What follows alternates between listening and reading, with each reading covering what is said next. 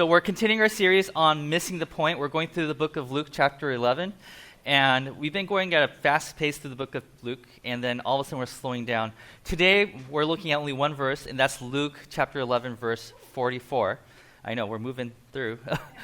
It's because, and the reason we're slowing down for these parts of the Bible is because whenever we come across a passage that says, oh, I think we get to know Jesus a little bit more, we want to slow down and kind of let it marinate. And being married for, I don't know, how many years, honey? 9, right? No, it feels like we've been together forever, because when you're in love, you don't keep time anymore. Okay, I should just keep preaching. Okay. Yeah, so when you get to know somebody, you get to know somebody through, what makes that person happy, but you also get to know the person by what makes the person tick, right? This person always complains about these things, and you start to get to know, the reason why this person does not like things like this, like A, B, and C, is because deep down in her heart or deep down in his heart, there's a sense of discontent, or they just can't stand injustice, or they just can't stand, whatever it might be. So one of the ways that we get to know who Jesus is by looking at the things that make him really, really angry. And through this chapter, we've been seeing Jesus get, he's just criticizing, this, woe to you, religious people. These are the things that you're not getting right. And usually, he'll see a person commit adultery, and he'll be like, hey, it's okay, you're forgiven. He'll see a person who's ripping somebody off, he's like, it's okay, you're forgiven. But in chapter 11, he looks at these people who are supposed to be the moral people of society and says, I have so many issues with you. So we have to look underneath that layer to see what is it that's making Jesus so angry with these guys. So today we're looking at one verse, and it's going to be a woe statement, meaning woe to you means this is what I'm angry about. This is how that goes. Chapter 11, verse 44. It says, woe to you. He's talking to this group of people who are religious. They're called Pharisees. Woe to you, because you are like unmarked graves, which people walk over without knowing it. You are like unmarked graves. What does he mean by that? Does he mean you guys are dead? Is that what Jesus is saying? And so what we're going to do for the next few minutes is we're going to look back 2,000 years, because this story takes place 2,000 years ago on the other side of the globe. Okay, and we're going to be looking at what does that mean to the people who heard this for the first time, and what does that mean for us today? Now, in order to get there, we're going to be talking about two things. Okay, first things we're talking about graves, and second we're going to be talking about feasts. So first, let's talk about graves. Okay, so 2,000 years ago in Israel, a grave used to look something like this. Let's show a picture. It used to look like this. This is from Getty Images. And as you can see, now this was found in northern Israel, which is a few miles off from where our story takes place, but it's still in the same region. Okay, and so if you look at it, you'll notice that they're all white. And the reason why they're all white is not because they're tombs would look so much better if they were a brighter color. That's not the reason why they did this, okay? They call this whitewashing graves, and the reason they did that is because they wanted to make sure that it stood out. Well, why is it important that it stood out? Well, it's because people believed that touching graves was such a big no-no, such a taboo, that they wanted to make sure that they wouldn't even accidentally touch it. And if it was bright and it stood out, then they would know that you're not supposed to touch it, right? So, but if you look carefully at that image, right, you'll see that not all the graves are white. In the center of the tomb, you'll see that it's kind of not white anymore. Do you see that? Do you see how it's in the middle, it's kind of cement color? Now, the reason why that happens is this. Okay, so first, let's go next slide. Because they're whitewashed graves, that's what they call it, right? But when it starts to rain for seasons and the wind blows and stuff like that, the color starts to fade away. And so these whitewashed graves eventually are called this. Next slide. Unmarked graves. Unmarked graves are graves that used to be painted white, but because of over time, because of the nature takes its toll, the white started to wash away, and they call that unmarked graves. Okay, so what's the big deal? What's the big deal about not touching these things and not, white painting it white and stuff like that? Here's the reason why. In ancient Israel, people believed in these two simple facts, which is this: the life is good, and death is bad. And you're like, duh, I know that, right? Now, but here's the thing: when this concept came about, they came at it. These people called the Jews. They were slaves in Egypt. where their morals were totally mixed around. They couldn't understand what was right and what was wrong anymore. And so as God pulled these people out of Egypt, out of slavery, and into the desert as on their way to the promised land, as God pulled them out, God had to give them reminders of what was right and what was wrong, what was left and what was right. So as he started doing that, right, God realized the only way these guys are going to remember these things that are basic to human life, basic for flourishing life, is by putting in place these things called laws that would remind them what right and wrong is. Right? So one of the things that God wanted to make sure that they got right is this. If life is good and death is bad, then you also have to remember that life is from God and death is not from God. And if you want them to remember that life is from God and death is not from God, you need a strong commandment, a law, to remind them of this truth. And this is what that law looks like. This is Numbers chapter 19. It goes like this. Anyone out in the open who touches someone who has been killed with a sword or someone who has died in a natural death, or anyone who touches a human bone or a grave, will be unclean for 7 days. So God says, I want you to remember this law. This law will remind you over and over again that death is bad and it's not from God, and that life is good and it is from God. And this is how you know. When you even touch something that's dead, when you just touch it, just like, boop, there it is, right? Then you are considered unclean for 7 days. But after 7 days, you're fine to join the community and do whatever you want. Now, this is a very ancient law. We don't follow these laws anymore because this is in the Old Covenant, Old Testament, right? But that was a law back then. So just imagine, right? Somebody, because back in those days, you weren't carried off somewhere for you to die. You died in your own house, right? So your family's there, and they're caring for you as much as they can. And when they pass away, the family is considered to be unclean for 7 days because somebody died in your house. And you might have touched the person as that person was dying. So that was a practice back then. Okay, so let's keep that in mind. 7 days of uncleanliness when you touch a dead body. Okay. Now let's talk about feasts. There are 7 feasts in the Jewish calendar. These are the 7 on the screen right here, right? 3 of the 7 are considered to be pilgrimages, meaning you have to go to a specific place to celebrate the feast.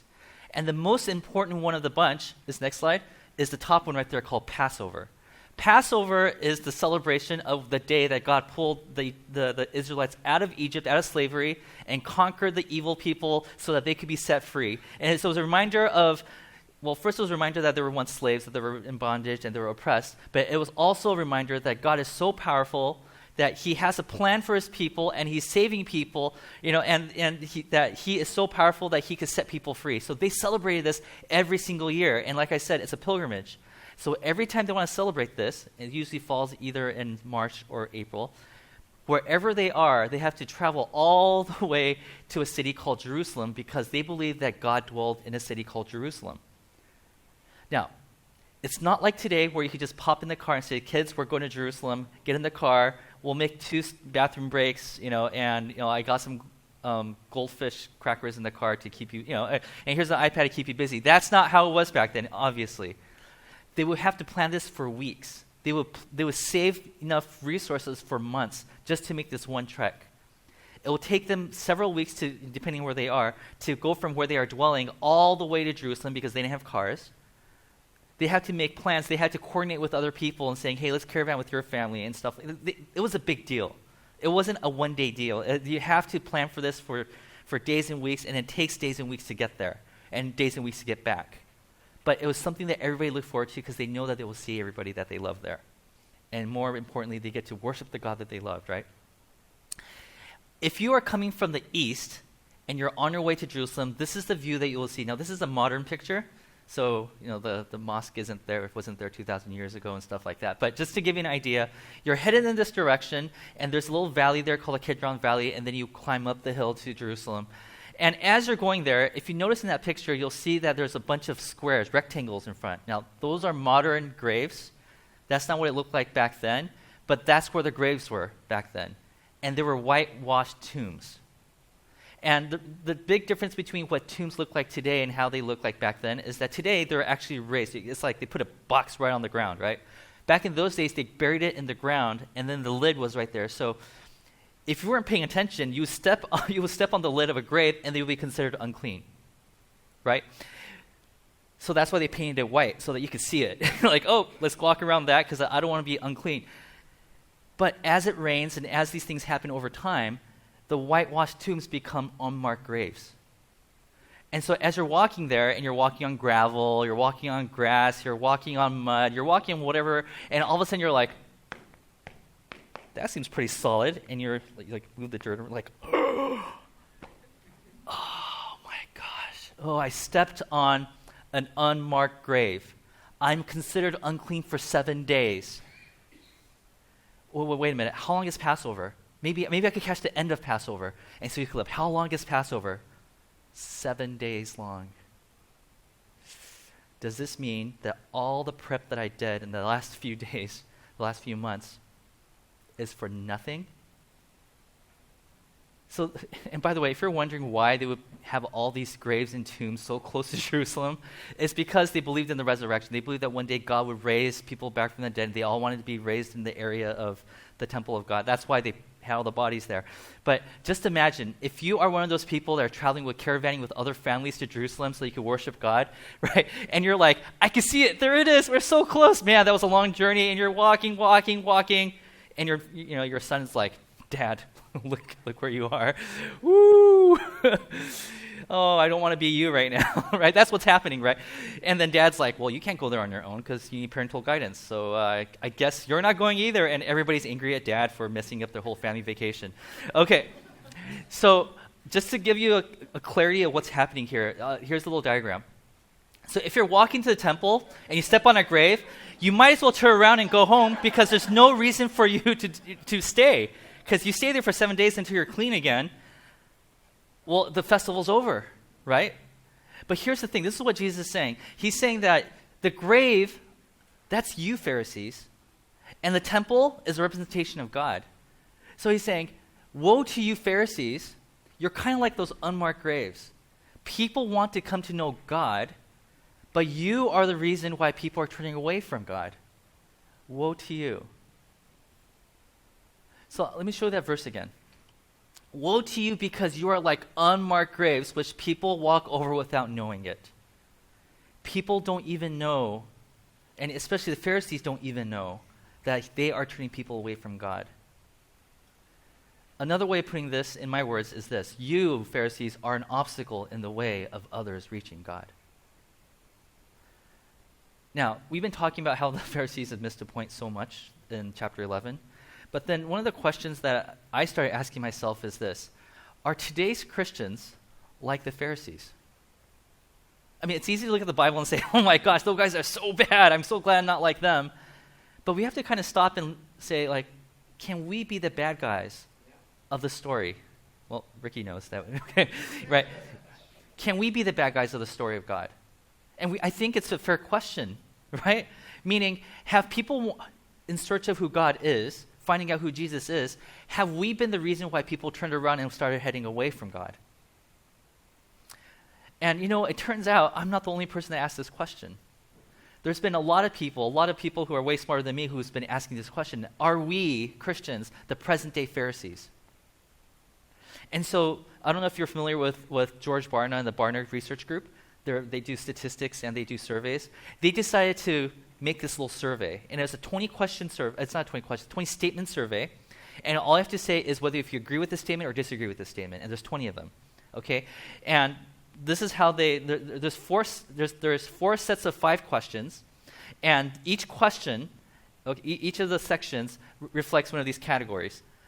So like there's 5 questions that are attributes that are like, these are like Christ-like actions. Like Jesus would do something like that. And then there's 5 statements that would say, oh, these are the attitudes of Jesus, like Christ-like people. And then they listed 5 other statements that are like, yeah, that's kind of a Pharisaical, that's what a Pharisee would do, Pharisaical actions. And then they listed 5 more statements that are Pharisaical attitudes. And then they mix them all around and say, how many of these statements do you agree with? And they surveyed a random group of Christians throughout the United States. I'm going to give you some example questions of this to see how you guys measure up. Okay, and if I were you, I would not shout out your answer because if you answer wrong, then people are like, Pharisee. Okay, so here's one of the questions, or one of the statements. I listen to others to learn their story before telling them about my faith. This, if you agree with this statement, you are Christ-like. Okay, here's another statement. I tell others the most important thing in my life is following God's rules. If you agree to this, the answer to this is you're Pharisaical. I'll give you 2 more examples. Here's one. I regularly choose to have meals with people with a very different faith or morals from me. If you agree with this, you're Christ-like. Here's another one. I don't talk about my sins or struggles. That's between me and God. If you agree with this, you're Pharisaical. So they published these 20 statements and said, just check the ones that you agree with. And they plotted this on a graph, and this is what the graph looks like, right? You're Pharisaical on attitudes here, and then you're Christ-like over here, attitudes. If your Christ-like actions are on the top, Pharisaical actions are on the bottom. So where you want to be is on the top right. Where you don't want to be is in the bottom left. And this is the results of that. Are we the Pharisees of today? This research was such a big deal to the Barna Group that the president of the Barna Group, his name is David Kinnaman, he was the one that actually did this research. He's the one that actually went out and did the survey for everybody. And this is his conclusion. This is what he said. Many Christians are more concerned with what they call unrighteousness than they are with self-righteousness. It's a lot easier to point fingers at how culture is immoral than it is to confront Christians in their comfortable spiritual patterns. This is what he's saying. Instead of pointing the finger at ourselves, saying, I'm the problem. I need to check myself. I want to make sure that I did everything right. I want to make sure that I'm not causing other people to stumble. Christians today are more likely to point fingers to everybody else, saying, you know why we're acting the way we are? It's because pop culture. Oh, it's because of TV shows. Oh, it's because of the government. Oh, it's because of the way the teachers are teaching our kids. Or, oh, it's because of those bad friends that he's hanging out with. It's Christians, for some reason, in this culture, we point fingers to the outside rather than pointing fingers at ourselves. And so what he's saying here is this. He's saying that if you're a rule follower, if you've reduced Christianity down to just following rules, he's saying that you can follow all the laws of the Bible and still miss the point. This is what he's saying here. He's saying you can follow all the 10 Commandments and you can still be a bad husband. You could follow all the rules in the Bible and you can still be a bad parent. You can follow everything that is commanded for all believers, followers of God to do, and you could still be a bad employer. You could be a bad roommate. You could be a bad child. You could be a bad Christian. Because if you want to look at somebody, if you want an example of somebody who follows rules perfectly, look no further than the Pharisees. They missed something. And because they missed that something, they became an obstacle for people wanting to know who God is. And so the question I want to ask you is this. Are you an obstacle or a pathway to God? Are you an obstacle or are you a pathway? Because we definitely don't want to be an obstacle. Here we are enjoying the presence of God, knowing how Jesus wants to live our lives. Meanwhile, there's people out there who are like, we're completely lost. We don't know what to do. And, and if the church was more approachable, then maybe we would probably start, we would probably start want to find out who God is. But the problem is the Christians are the reasons why it's, in some cases, people don't want to know who God is in the first place. And it's not because we're not following rules well enough. The research shows that we're actually good at following rules, but we're still missing something. And so what is that something that the Pharisees are missing that we are missing today? What is it? So we're going to look at this one story in the book of John, chapter 8. This is how the story goes. The teachers of the law and the Pharisees brought a woman caught in adultery. So obviously this person's in trouble. They made her stand before the group and said to Jesus, "Teacher, this woman was caught in the act of adultery," meaning we call her while she was doing it. Okay, so we know she's guilty.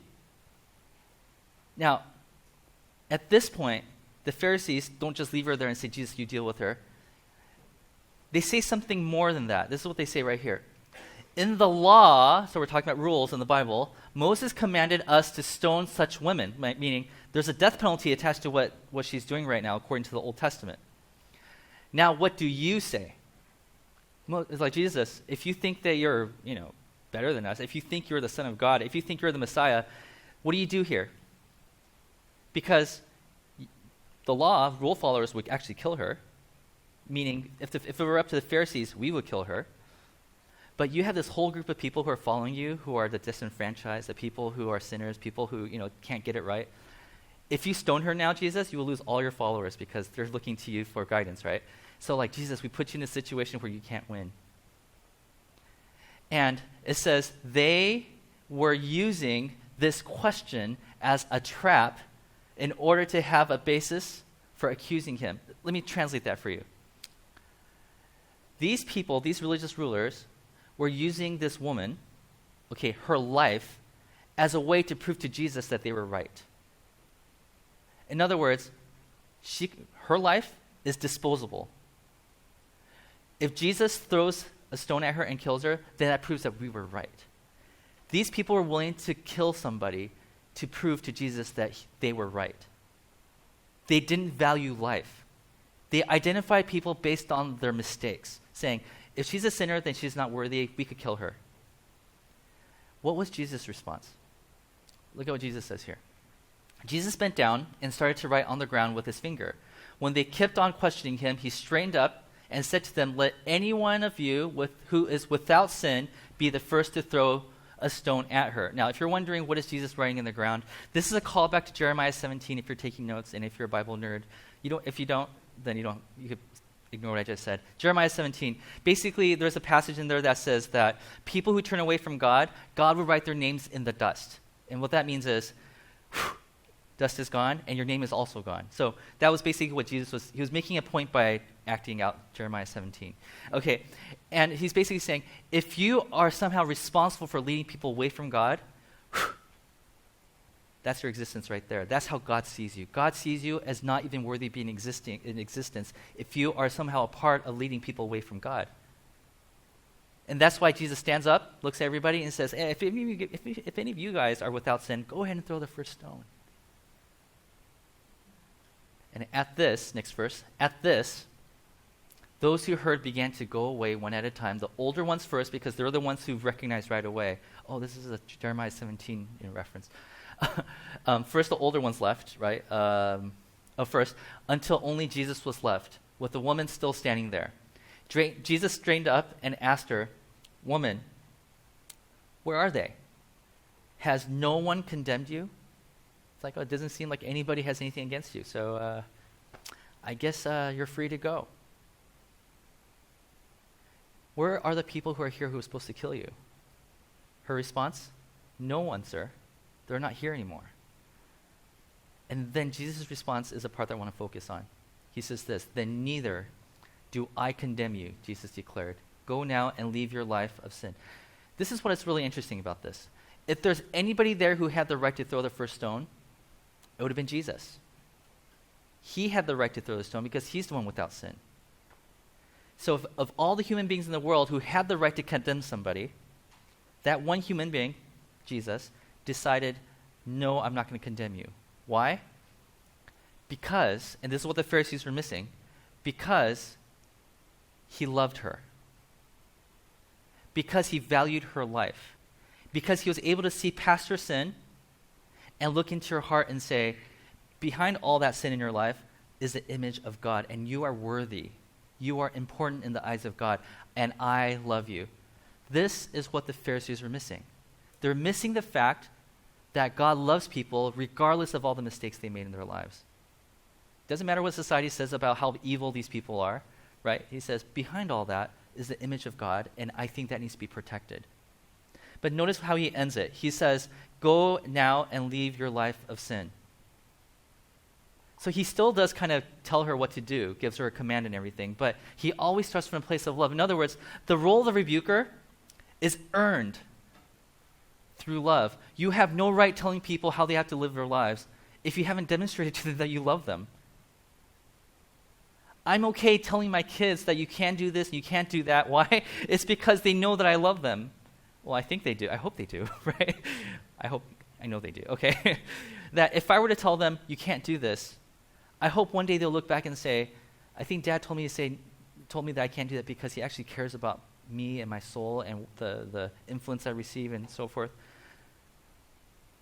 Jesus earned the right to speak commands into the people and into the woman's life because he demonstrated to her that he loves her and he doesn't see her for her sins, but he sees her for the true image of God that's inside of her.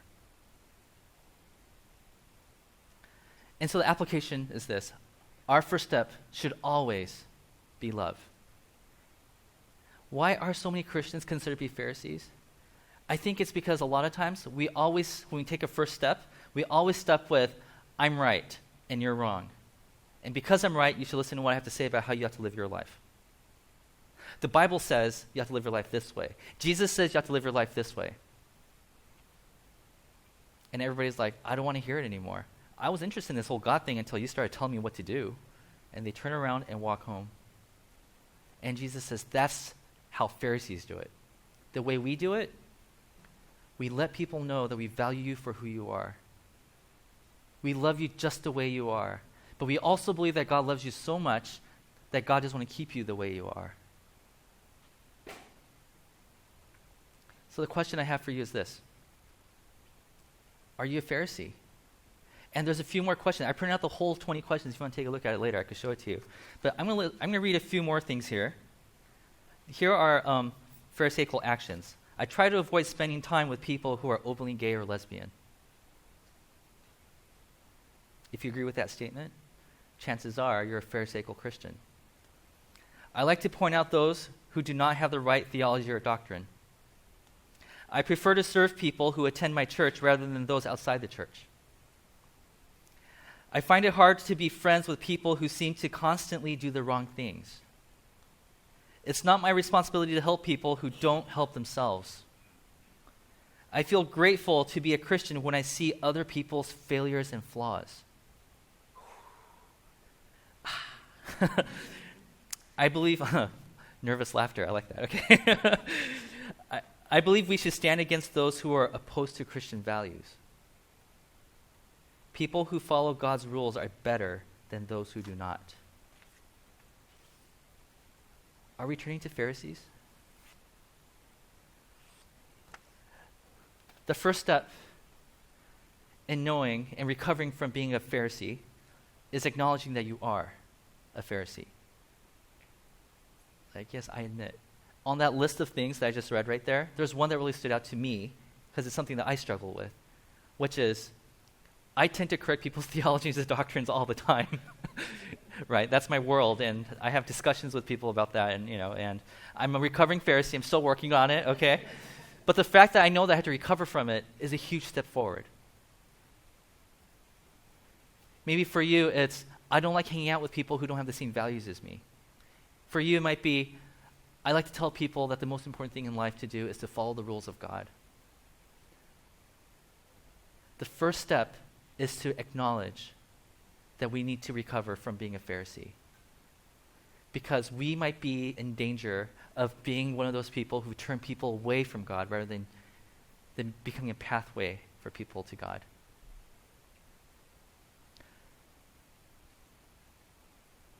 Am I a Pharisee? And let's be honest.